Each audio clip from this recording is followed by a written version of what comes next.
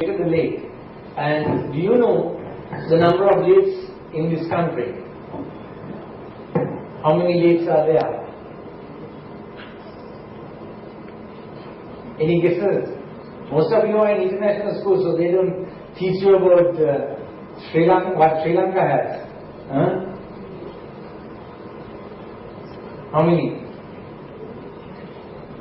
There's about 1,050 lakes, right, in the country. And of that, almost all, except one, I don't know which one, don't ask me that question, I also don't know, are man-made. Our kings made these lakes, right? They made the lakes to collect water for agriculture. Their sole purpose in building those lakes was to collect water, to store water, right, for agriculture. So, similarly, we use the same techniques with the help of the hydrology or the irrigation department of the government.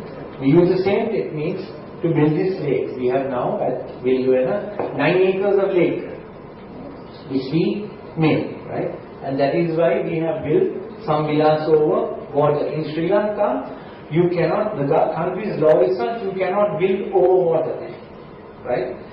The reason is the water belongs to the state, right? The water does not belong to any one of us, right? As citizens, it belongs to the country, the state. So no one has the right to go and build in that water, right?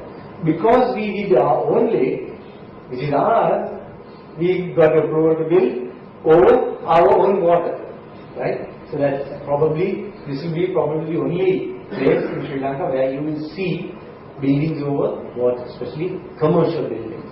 I mean, there are people who are living near the Kalani River and things like that, but those are all illegal, buildings. But more importantly, when we started building this hotel, we also went to the Buddhist monks. There are 3 temples within a 3-kilometer radius, and we told them to give us youth, just like you all, over the age of 18, to come to learn English. That was all we said. So we did teach them English, because these are youth, unlike you all, who did not have an opportunity to learn English, right? They were also quite intelligent children like you all, but didn't have an opportunity to learn English. So therefore we taught them English, and then we said, anyone interested in learning hospitality skills, we will teach them hospitality skills. So that is how over 60 children learned English, and about 40 finally joined the hotel to work in the hotel. That's basically my presentation. I'm very happy to take questions from you if time permits. I don't know whether you have any other presentations today or this is final. Okay. So feel free to ask questions.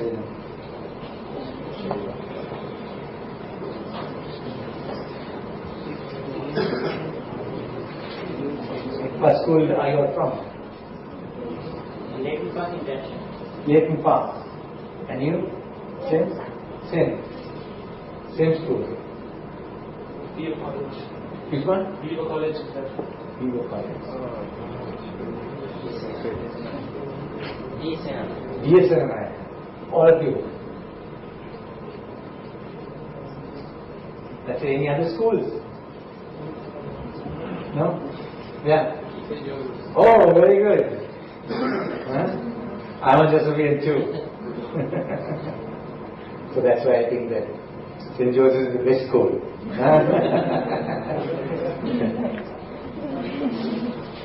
You all don't agree, right?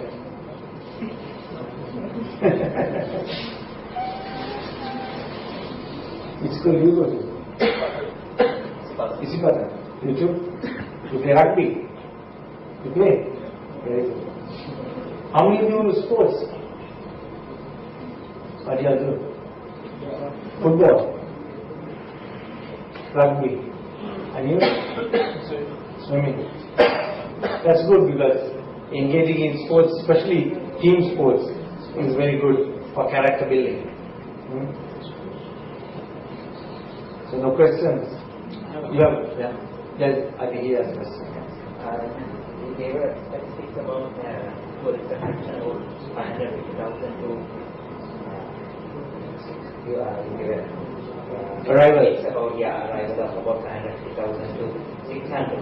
Is that statistics after this IFA transaction, then because it's expected to be more than after that event? No. This statistic is what we had targeted before IFA. See, the tourism growth started happening after the end of the conflict. And because we still haven't started a massive promotional campaign as yet of the destination. But the fact that the fighting ended, all that, the tourist numbers started picking up. Now, having events like IFA boosts the image of the country, right? That's a huge plus for the country. I mean, I wasn't directly involved in IFA, but I was involved in some of the activities and some of the planning. I saw one advertisement where Amitabh Bachchan appeared, right? Normally, he charges about $3 million for an advertisement. That is his charge. That is his professional fee, right? If you want normally get Amitabh Bachchan to appear for an ad. Now, Amitabh Bachchan went on TV and radio in India promoting our country, right? And he did that for free. He didn't charge, right? But to host the IFA in Sri Lanka, it cost our country about $4 million, right? So if you look at it, right, the publicity we got in India, right, is a huge publicity that the country received. So the benefits of IFA will be there for a long period of time. So the numbers will improve in the future. But just because we had the IFA, the numbers are not going to increase the next day. So, Mr. Fred, if you take an India-Sri Lanka cricket match, then now IFA mainly the viewership comes from the Indians all over the world as well.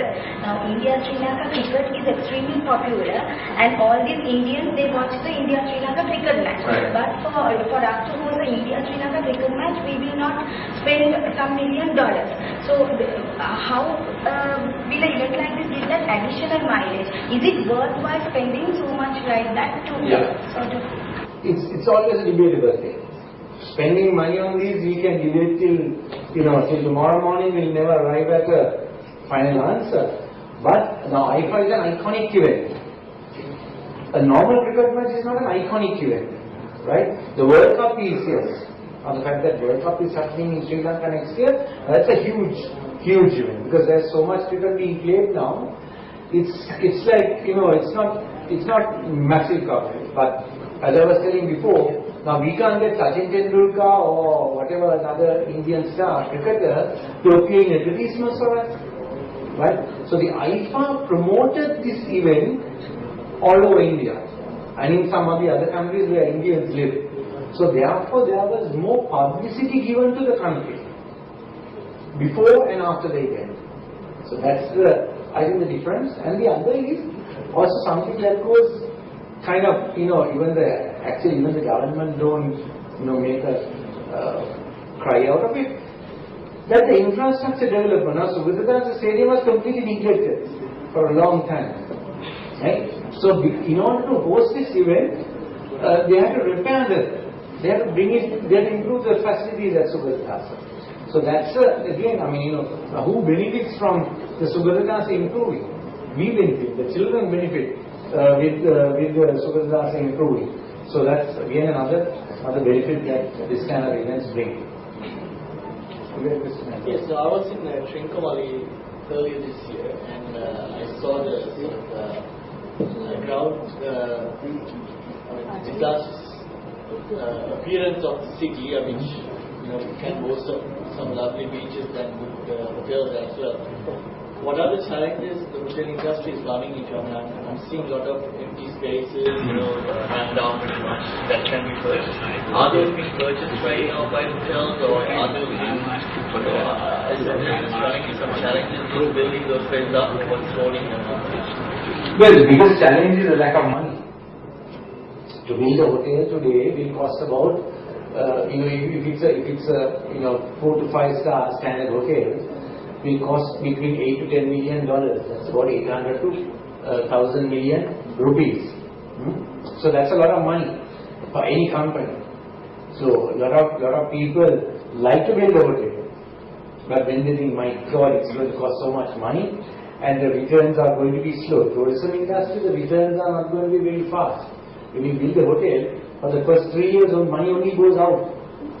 Right? There's only outflow. There's no inflow. Right? So then you have to have a lot of patience to recover that money. And usually it takes about 7 to 10 years to recover the money. So I think that's the biggest challenge. And then the other is some of those lands, people don't have proper deeds, so those are not bankable deeds, various things. Those are other issues as well. But yes, a lot of people are buying land. I also have a question. Yes. Now, the hospitality trade as a whole, you said that maybe the parents would like to see their children doctors and engineers and so on and so forth. But how can we get the country as a whole to look at the hospitality trade a little more positively? In the sense, I think still there is this you fail every other thing and then you think of coming here. Whereas there's a lot of, remuneration wise is quite good. Globally you are very marketable, not only in Sri Lanka. And as you know now, the Emirates have placed the order for now 52 and 38 A380 Airbuses. All the other airlines have. So it's a booming industry. All these people are not going to buy planes if there are no people traveling. So it's a very, very rapidly growing area. But why isn't it that, up to now, we understand that Sri Lanka was not the most attractive tourist market. Right. But still I feel that always this particular area gets a little bit of stepmotherly treatment. So how can we change the mindset of the parents and also the school, the teachers and the principals? Because the school principals are always in a rush, to send their children, now the students to Yale, Harvard, Oxford and Cambridge, and they are only interested in the top quality universities. But what about the majority who are in the middle, who are not very focused and who also want to so I see that there is a major requirement by the country, by you all as well as by the government, to get this a little bit more, the attention has to be drawn onto this. One solution is to have a subject called tourism in schools, so that the teachers will also begin to support tourism. That is one solution. In fact, we are now lobbying with the government to have that at least in the school system. The other is a global issue, not only a local Sri Lankan issue. The fact that, any parent, they want their children to be doctors, engineers, whatever, is not a Sri Lankan centric thing. With my little experience outside as well, I find that it's not easy to encourage children, especially girls, to get into the tourism industry. There is always that stigma, they have to work late, and no man will want to marry a girl who works till 10 o'clock in the evening. This is also they are behind some of the parents who think that hospitality is not for my daughter. That issue is also there. So that's kind of I would say a global problem.